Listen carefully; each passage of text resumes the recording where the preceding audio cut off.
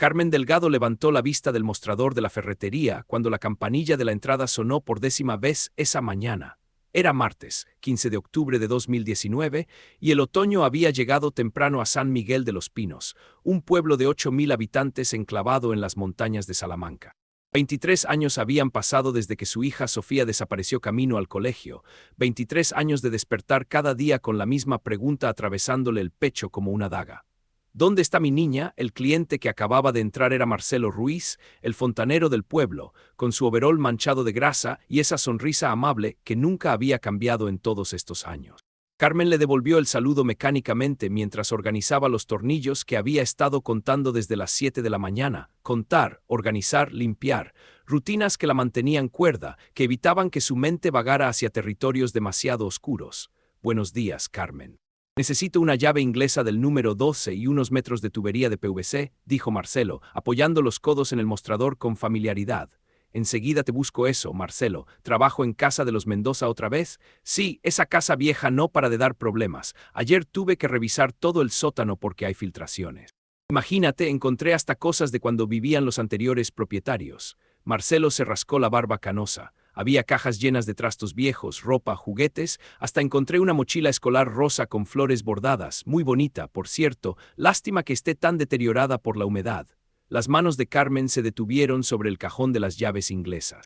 Una mochila rosa con flores bordadas. El aire se volvió denso, como si todo el oxígeno hubiera sido succionado de la habitación. Su corazón comenzó a latir tan fuerte que estaba segura de que Marcelo podía escucharlo.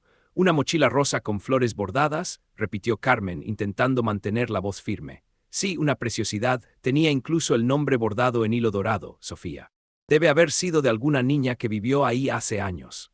El mundo de Carmen se tambaleó. Sofía había desaparecido el 23 de septiembre de 1996, camino al Instituto San Patricio. Llevaba su mochila nueva, rosa con flores bordadas, que le había comprado para el inicio del curso. Una mochila que nunca apareció, como tampoco apareció Sofía. «Marcelo», dijo Carmen con voz ronca, «esa mochila, ¿podrías enseñármela?» «Claro, mujer, está en mi furgoneta. Los Mendoza me dijeron que podía tirar todo eso, pero como siempre digo, uno nunca sabe si alguien puede necesitar algo». Marcelo salió rápidamente y regresó con una bolsa de plástico. Dentro estaba la mochila, manchada por la humedad y los años, pero inconfundiblemente la misma que Carmen había comprado en las rebajas de septiembre del 96. Carmen tomó la mochila con manos temblorosas. Ahí estaba el nombre de su hija, bordado en hilo dorado que ahora se veía opaco y deshilachado. En el bolsillo delantero encontró algo que hizo que sus piernas casi cedieran, el llavero de Garfield que Sofía había insistido en comprar con su dinero de los domingos, y un papel doblado, milagrosamente conservado en una bolsita de plástico. El papel contenía una nota manuscrita con la letra temblorosa de una niña. «Mamá, si encuentras esto, estoy en el sótano de la casa grande junto al río. El señor Aurelio me dijo que papá estaba enfermo, pero no es verdad. Por favor, ven a buscarme, te quiero mucho, Sofía». La casa de los Mendoza estaba junto al río Tormes. Carmen sintió que el suelo se abría bajo sus pies. Durante 23 años había creído que su hija había sido secuestrada por un extraño, llevada lejos del pueblo.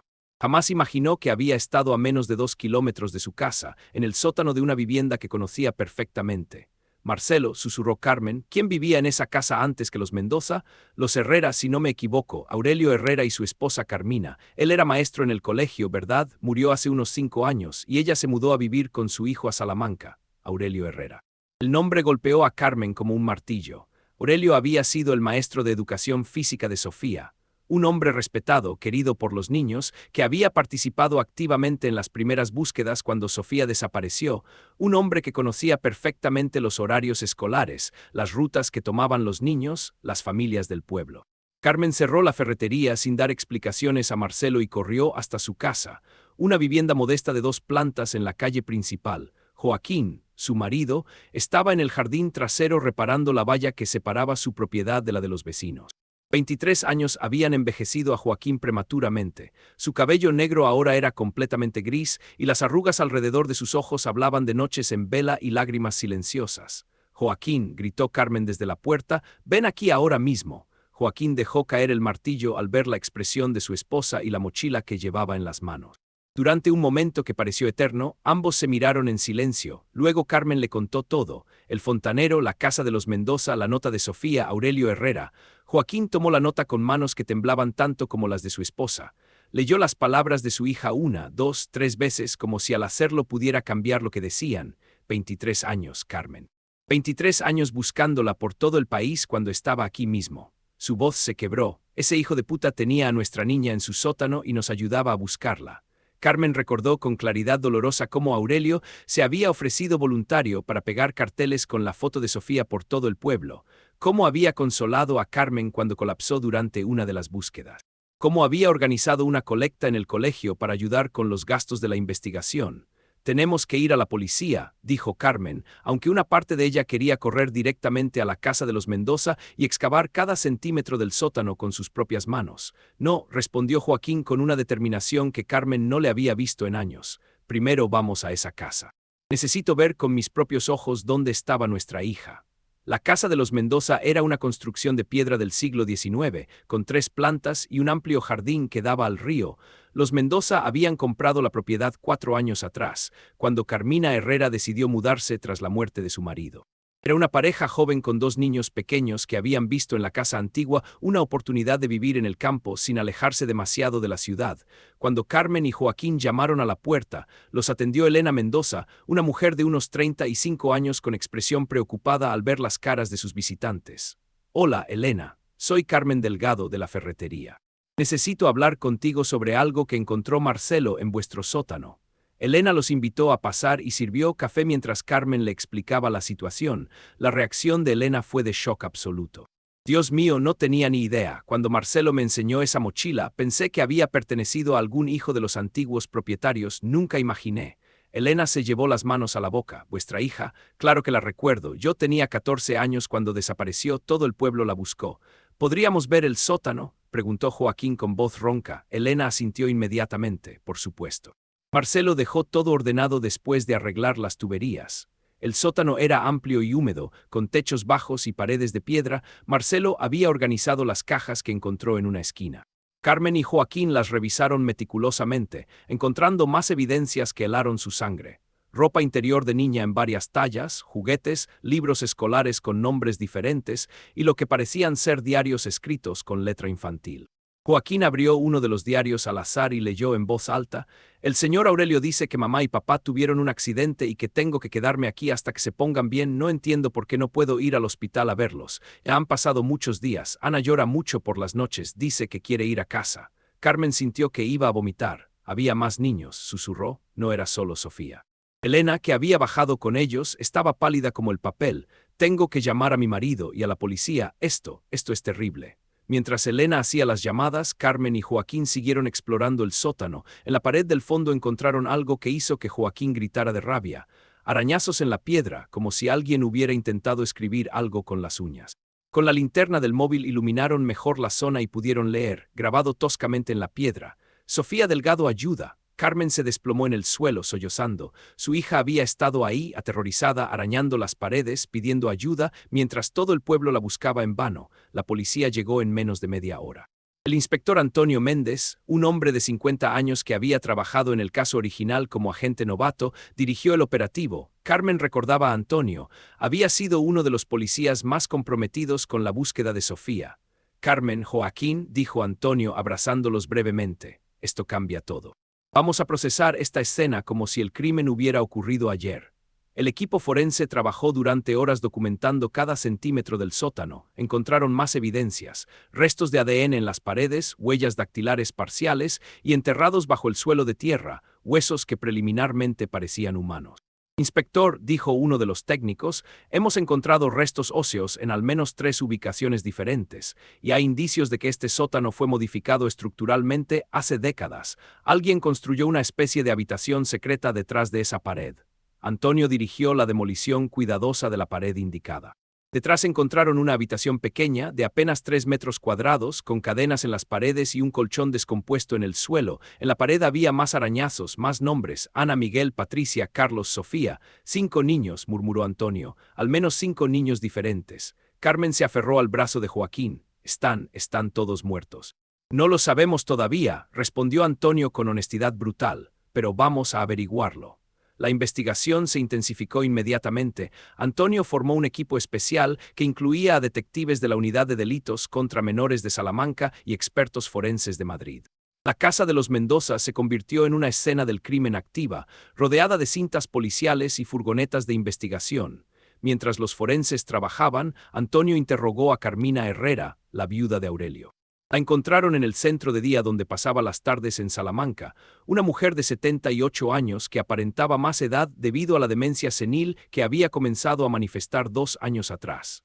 Señora Herrera, dijo Antonio sentándose frente a ella en la sala común del centro, necesito hablar con usted sobre su casa en San Miguel de los Pinos.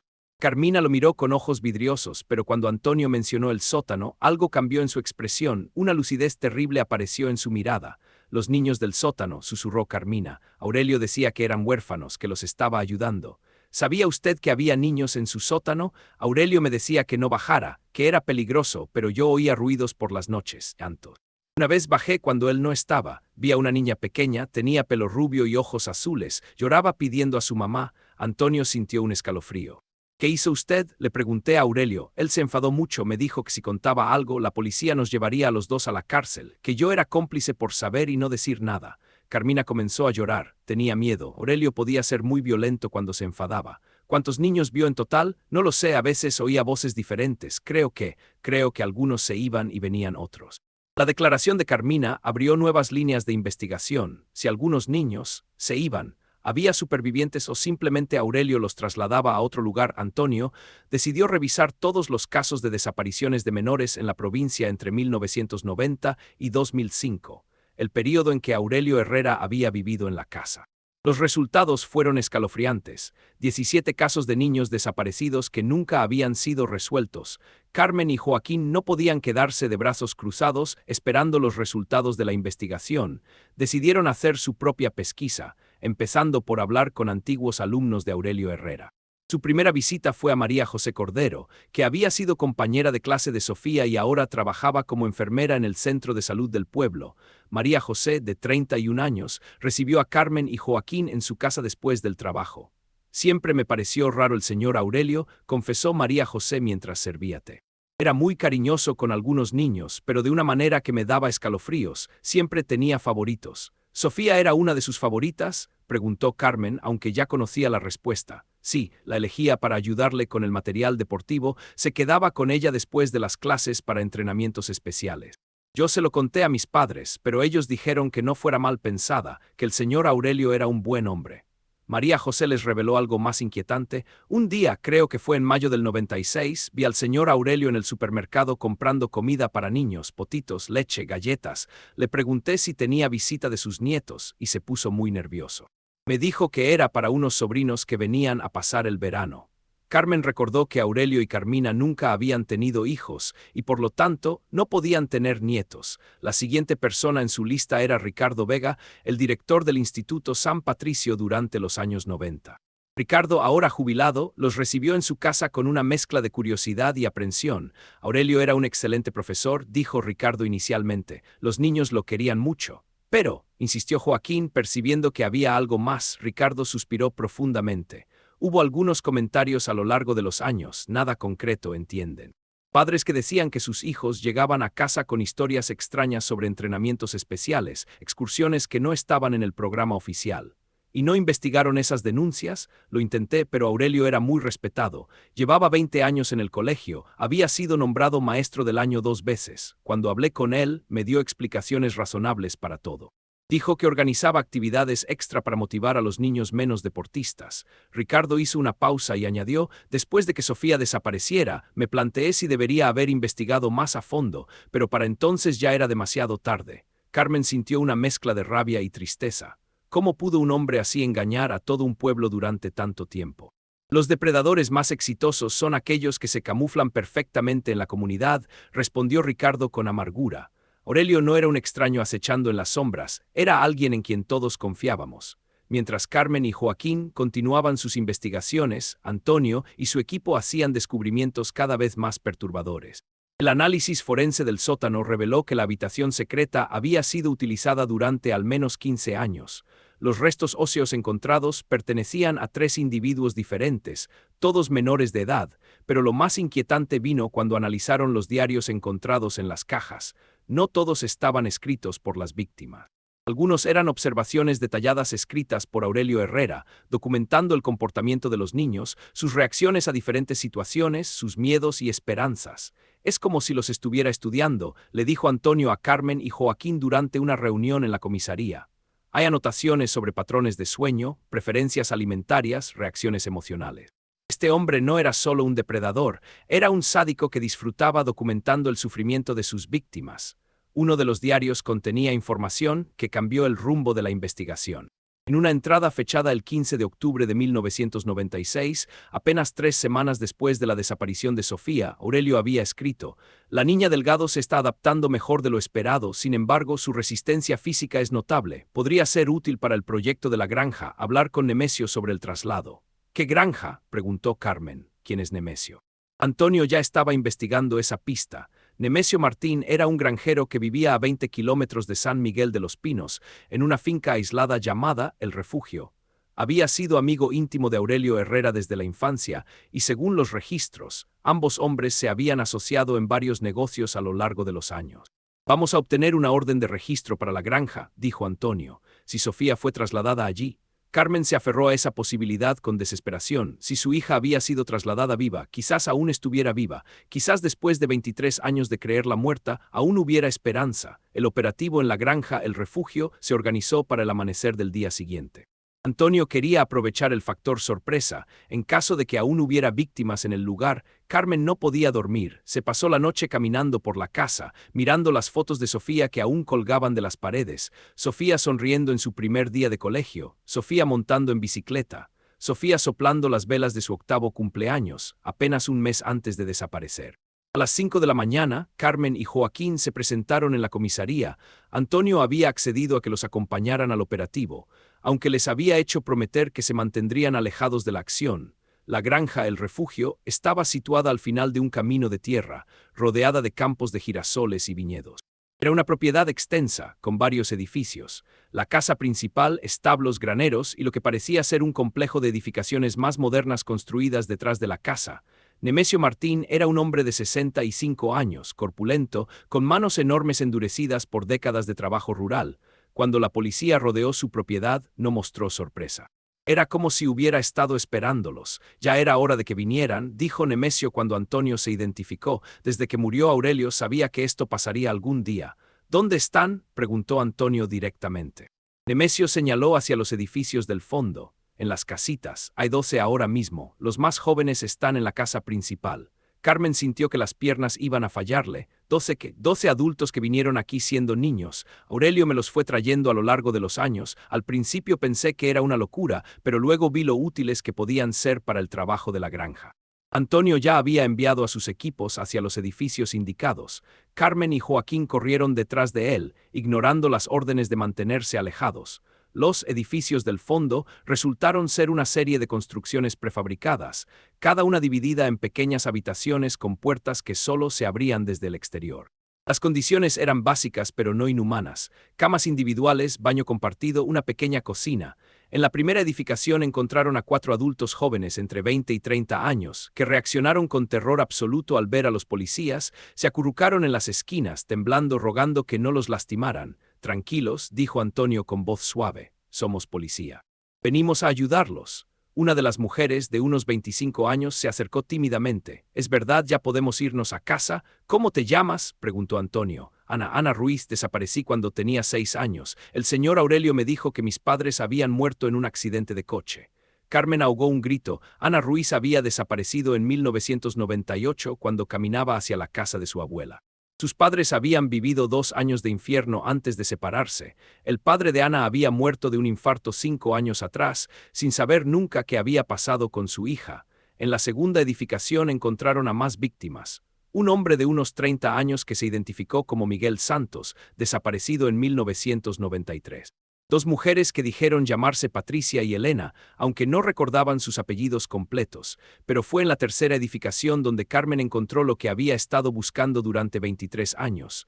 Una mujer de 31 años estaba sentada en una de las camas, leyendo un libro gastado. Cuando alzó la vista y vio a Carmen en la puerta, el libro cayó de sus manos. «Mamá», susurró con voz quebrada. Carmen se tambaleó. Era Sofía. Su rostro había cambiado, se había vuelto adulto, pero los ojos eran los mismos.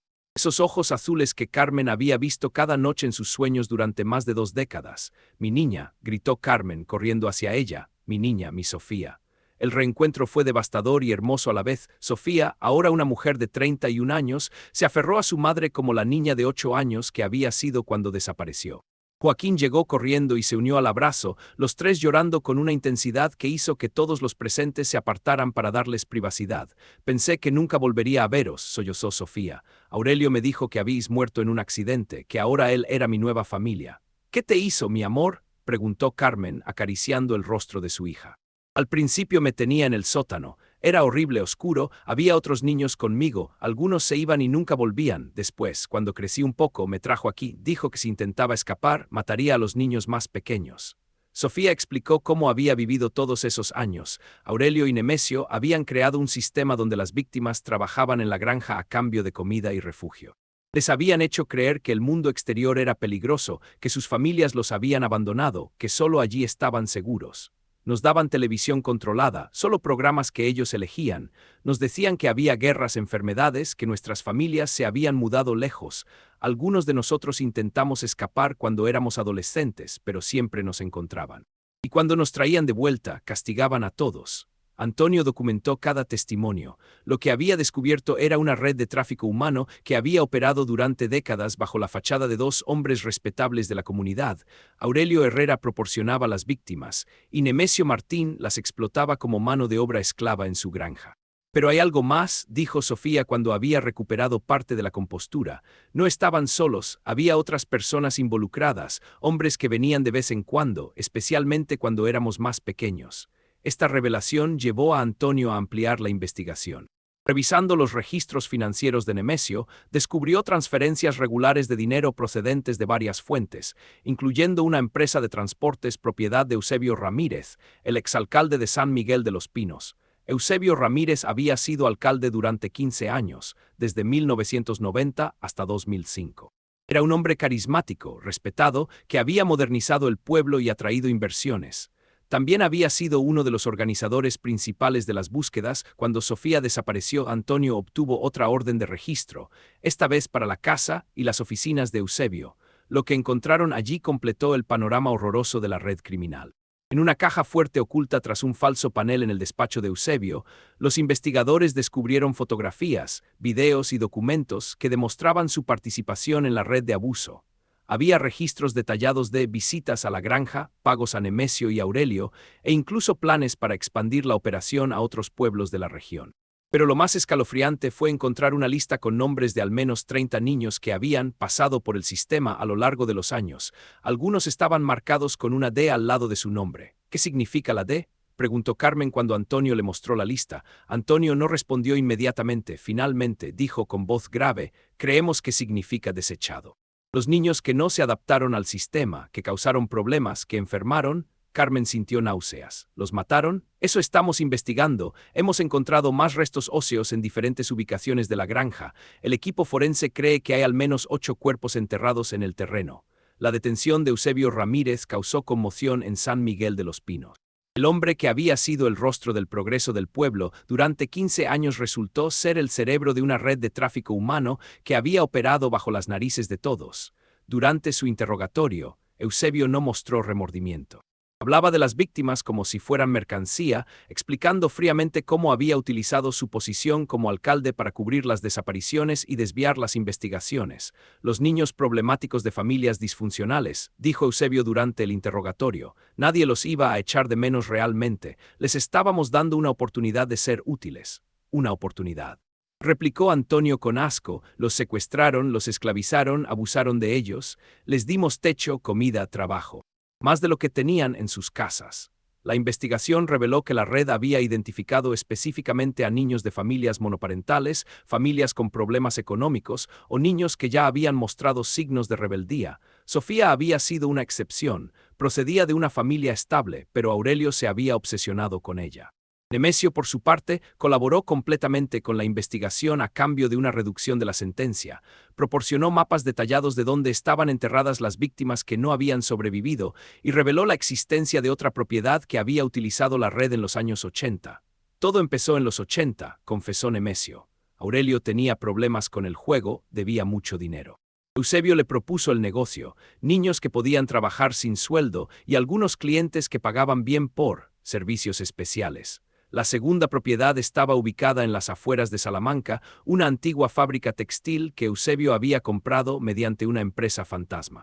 Cuando la policía la registró, encontraron evidencias de que había sido utilizada como centro de distribución.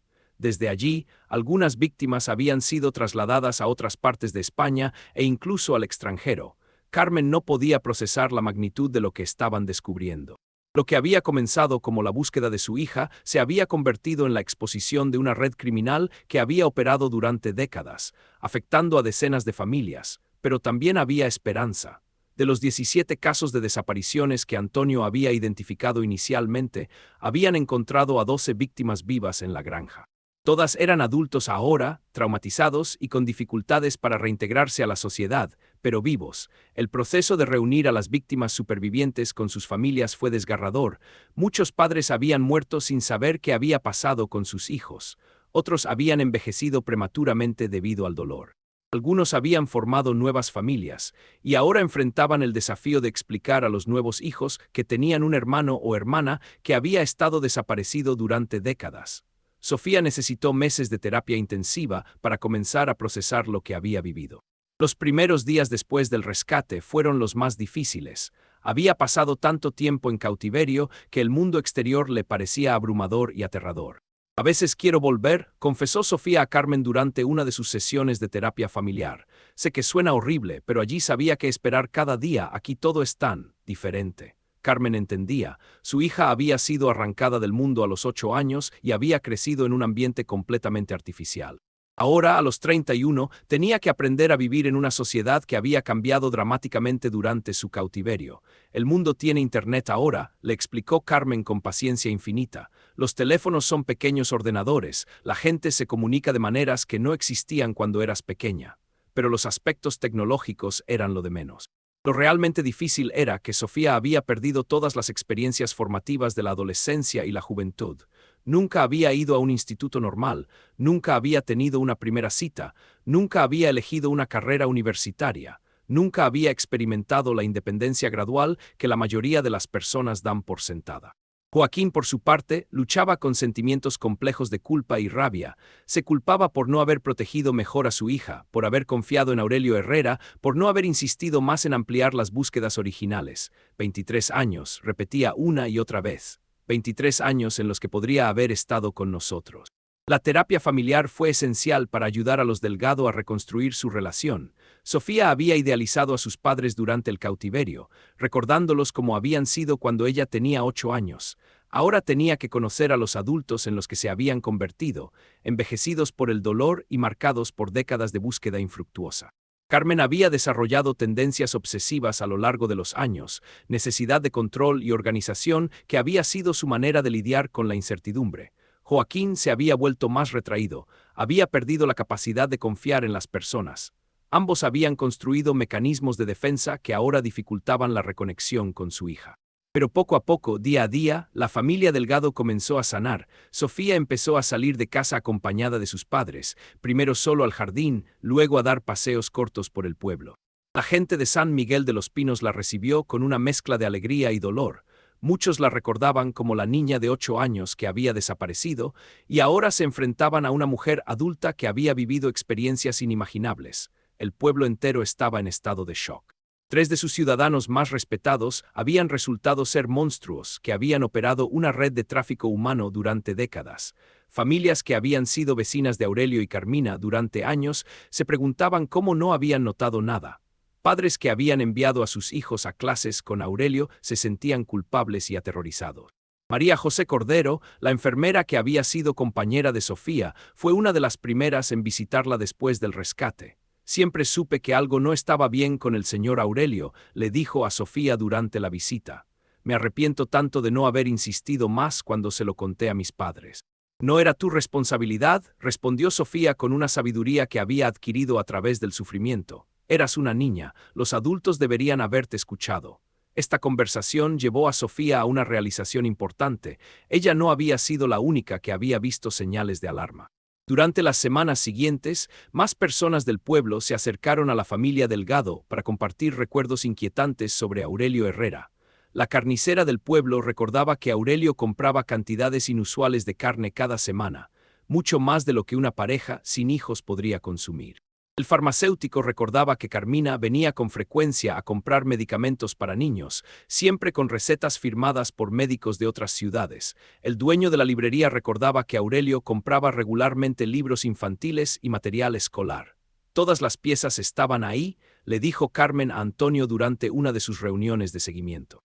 La gente vio cosas extrañas durante años, pero nadie conectó los puntos. Es más común de lo que crees, respondió Antonio. Los depredadores más exitosos son aquellos que se integran perfectamente en la comunidad. Aurelio no era un extraño merodeando por los parques, era un miembro respetado de la sociedad que utilizó esa respetabilidad como camuflaje. El juicio de Nemesio Martín y Eusebio Ramírez comenzó 8 meses después de los rescates. Fue un proceso mediático que atrajo atención nacional e internacional. Periodistas de toda Europa llegaron a San Miguel de los Pinos para cubrir la historia. Carmen y Joaquín decidieron que Sofía no tenía que testificar si no quería hacerlo, había sufrido suficiente y otros supervivientes habían accedido a dar testimonio, pero Sofía insistió en declarar. Quiero que todo el mundo sepa lo que pasó, dijo. No solo por mí, sino por los que ya no pueden hablar. El testimonio de Sofía fue devastador. Describió con detalle cómo Aurelio la había secuestrado el día que desapareció, cómo la había convencido de que sus padres habían muerto, cómo la había manipulado psicológicamente durante años para que aceptara su situación. Me dijo que si intentaba escapar, encontraría a otros niños del pueblo y les haría lo mismo, declaró Sofía ante el tribunal. Me hizo sentir responsable de proteger a otros niños manteniéndome callada.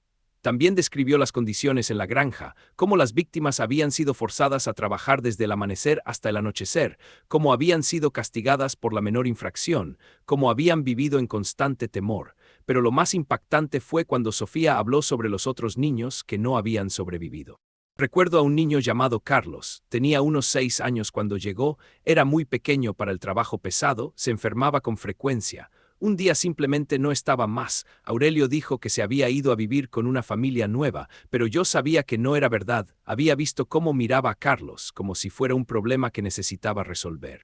El testimonio de Sofía, combinado con las evidencias forenses y las declaraciones de otros supervivientes, construyó un caso sólido contra los acusados. Nemesio Martín fue sentenciado a 40 años de prisión por múltiples cargos de secuestro, tráfico humano, trabajo forzado y asesinato. Eusebio Ramírez recibió una sentencia de 50 años por ser el cerebro de la operación. Carmina Herrera, la viuda de Aurelio, fue declarada mentalmente incompetente para enfrentar juicio debido a su demencia.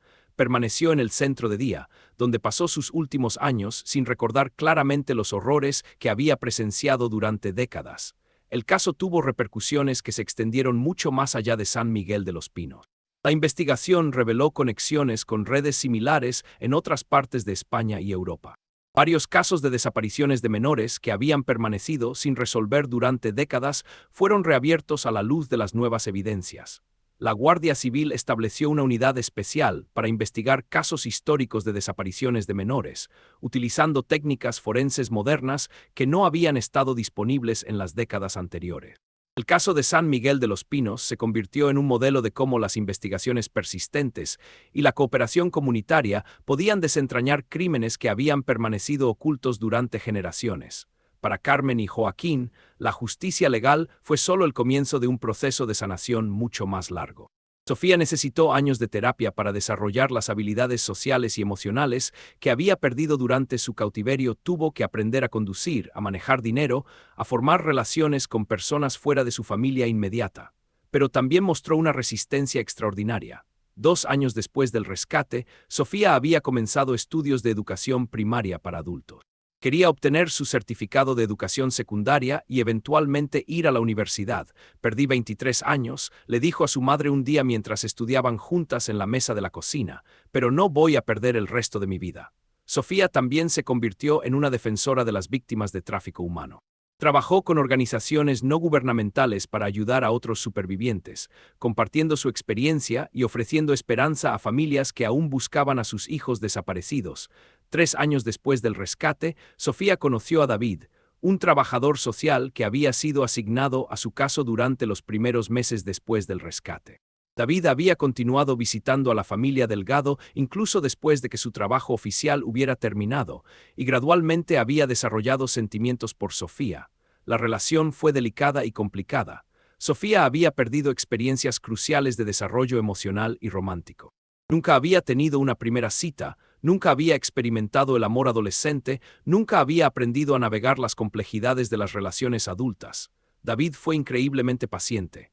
Entendía que Sofía necesitaba tiempo para aprender a confiar, para experimentar por primera vez sentimientos que la mayoría de las personas desarrollan gradualmente durante la adolescencia y la juventud.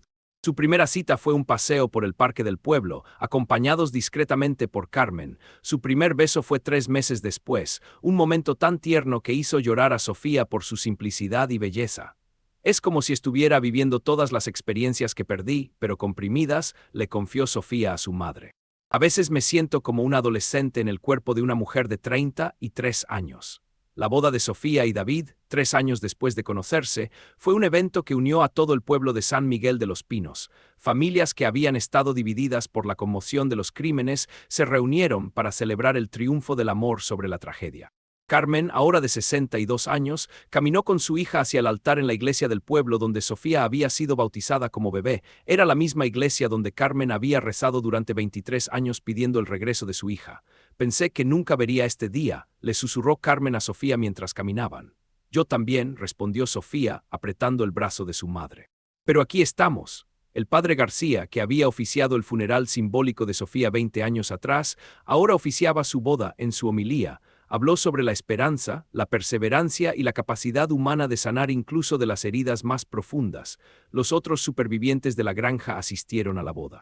Ana Ruiz, que había desarrollado una amistad profunda con Sofía durante la terapia grupal, fue una de las damas de honor. Miguel Santos, que había comenzado una relación con Patricia, otra superviviente, asistió con sus propios planes de boda en el horizonte. Ver a los supervivientes reconstruyendo sus vidas fue una fuente de esperanza para toda la comunidad. Demostraba que incluso después de décadas de trauma, era posible sanar, amar y encontrar la felicidad. 2 años después de la boda, Sofía dio a luz a una niña que llamaron Elena, en honor a Elena Mendoza, la mujer que había permitido que la policía registrara su sótano y había ayudado a descubrir la verdad. Elena Delgado Santos nació en un mundo completamente diferente al que había conocido su madre, un mundo donde una red de apoyo sólida la rodeaba desde el primer momento.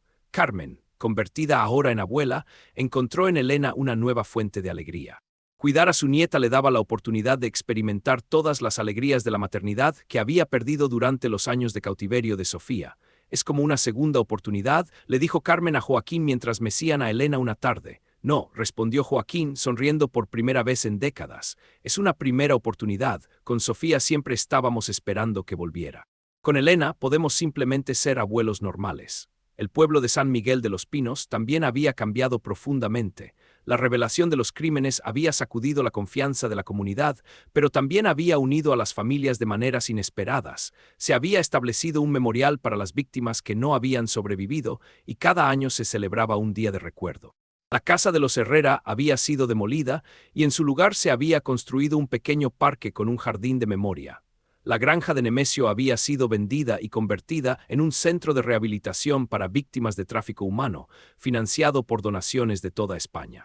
Antonio Méndez, el inspector que había dirigido la investigación, había sido promovido y transferido a Madrid, donde ahora dirigía la Unidad Nacional de Casos Fríos. Mantenía contacto regular con la familia Delgado y continuaba investigando conexiones internacionales del caso. Este caso cambió mi perspectiva sobre todo, le dijo Antonio a Carmen durante una de sus visitas anuales al pueblo. Me enseñó que nunca debemos dejar de buscar, nunca debemos aceptar que un caso no tiene solución. La historia de Sofía había inspirado cambios en los protocolos policiales para casos de niños desaparecidos. Ahora existían equipos especializados que revisaban periódicamente casos sin resolver, utilizando nuevas tecnologías y enfoques investigativos. También había llevado a cambios en el sistema educativo. Los colegios ahora tenían protocolos más estrictos para la selección de personal, verificaciones de antecedentes más exhaustivas y programas educativos para enseñar a los niños a reconocer y reportar comportamientos inapropiados. 5 años después del rescate, Sofía decidió escribir un libro sobre su experiencia. No fue una decisión fácil. Revivir los traumas del cautiverio fue doloroso, pero sentía la responsabilidad de ayudar a otros supervivientes y educar al público sobre la realidad del tráfico humano. El libro, titulado 23 años en la sombra, se convirtió en un bestseller internacional. Los ingresos fueron donados en su totalidad a organizaciones que luchaban contra el tráfico humano y ayudaban a las víctimas. Durante las entrevistas promocionales del libro, Sofía a menudo era preguntada sobre cómo había logrado mantener la esperanza durante tantos años de cautiverio. No siempre la mantuve, respondía honestamente. Hubo momentos en los que quise rendirme, en los que pensé que mis padres realmente habían muerto y que nunca saldría de allí, pero había algo dentro de mí, un recuerdo de amor tan fuerte, que no podía desaparecer completamente. El amor de mis padres me mantuvo viva incluso cuando yo no creía que siguieran vivos. Carmen, ahora de 68 años, había comenzado a trabajar como voluntaria con familias de niños desaparecidos. Su experiencia única le permitía ofrecer un tipo de apoyo que nadie más podía proporcionar. La perspectiva de alguien que había vivido la pesadilla más oscura de un padre y había encontrado el camino de vuelta a la luz. Nunca dejen de buscar, les decía a las familias que acababan de enfrentar la desaparición de un hijo. Nunca dejen de esperar, yo busqué durante 23 años, y mi hija volvió a casa. Joaquín había encontrado su propia forma de sanar, se había jubilado temprano de su trabajo en la fábrica y había comenzado a enseñar carpintería a jóvenes en riesgo social. Trabajar con adolescentes problemáticos le daba la sensación de que estaba contribuyendo a prevenir que otros niños se convirtieran en víctimas. Cada niño que ayudó a encontrar un camino diferente es una pequeña victoria contra gente como Aurelio, decía. La familia Delgado se había convertido en un símbolo de esperanza no solo en España, sino internacionalmente.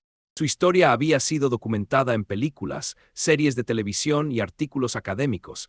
Habían recibido invitaciones para hablar en conferencias sobre derechos humanos en todo el mundo, pero para ellos, lo más importante era su vida cotidiana reconstruida. Las cenas familiares donde Sofía ayudaba a Elena con los deberes del colegio.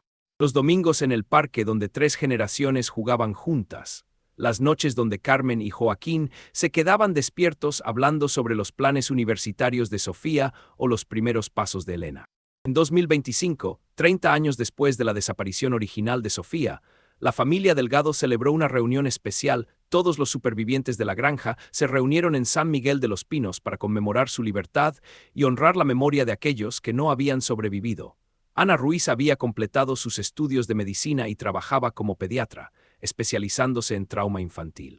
Miguel Santos había abierto una carpintería exitosa y estaba casado con Patricia, con quien tenía 2 hijos. Otros supervivientes habían encontrado sus propios caminos hacia la sanación y la realización personal. Durante la reunión, plantaron un roble en el memorial del pueblo. El árbol crecería durante décadas, sus ramas extendiéndose hacia el cielo, sus raíces profundizándose en la tierra que había sido testigo de tanto dolor, pero también de tanta resistencia humana. Este árbol crecerá durante generaciones, dijo Sofía durante la ceremonia, cargando a Elena en sus brazos.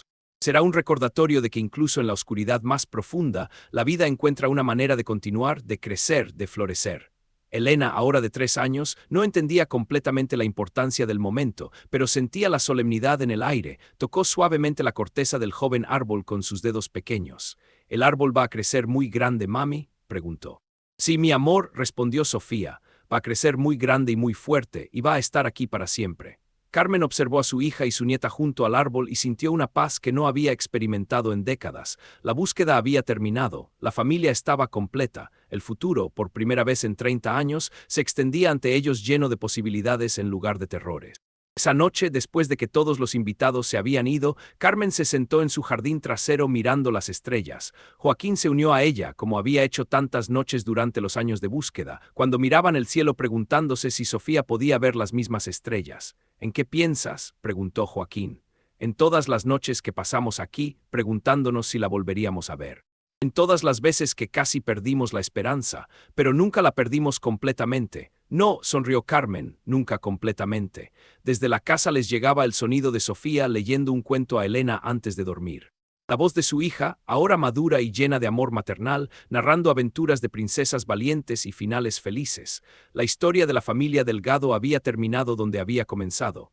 En San Miguel de los Pinos, en una casa llena de amor, con una niña siendo arropada por su madre antes de dormir. Pero ahora había 3 generaciones compartiendo ese amor, y la pesadilla que había durado 23 años se había transformado en una historia de supervivencia, resistencia y esperanza. El viento nocturno movía las hojas del roble joven en el memorial del pueblo, susurrando promesas de crecimiento y continuidad. En algún lugar del cementerio local, bajo una lápida que había permanecido vacía durante décadas, ahora descansaban los restos de las víctimas que no habían sobrevivido, finalmente en paz, y en las casas del pueblo, familias que habían sido tocadas por la tragedia encontraban maneras de seguir adelante, sabiendo que incluso las heridas más profundas podían sanar con tiempo, amor y esperanza.